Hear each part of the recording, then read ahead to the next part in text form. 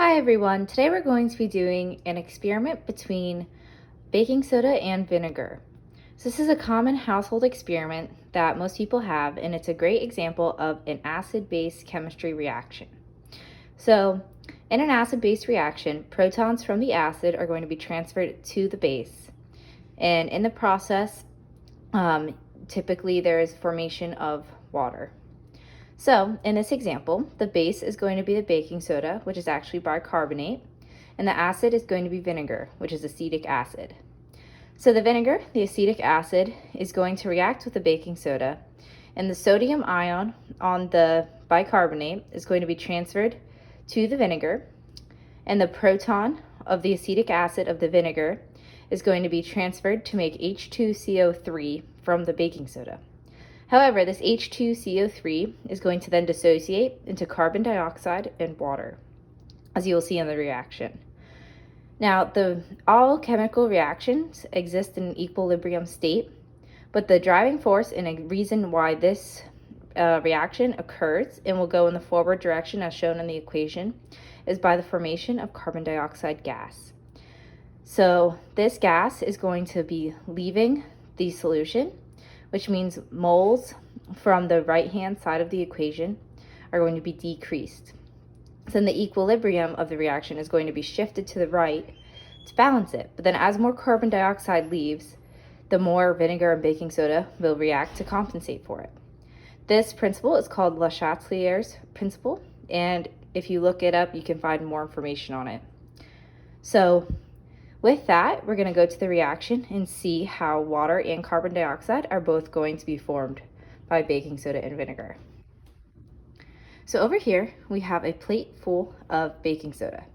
As I add this white wine vinegar, you're going to see how the bubbles are going to be formed, and those are going to be the carbon dioxide gas bubbles. And then by the end of the reaction, it will be majorly clear because the solution will be consisted of water and the conjugate base, which is the CH3COO minus and Na plus, which is an ionic compound. So here we go. We're going to add some vinegar. And the bubbles you see forming are the carbon dioxide leaving the solution.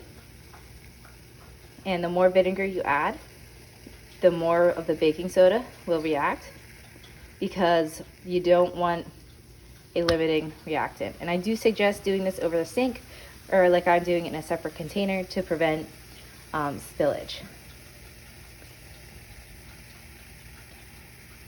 So the bubbles leaving, again, are the carbon dioxide, and as they react, they're forming water.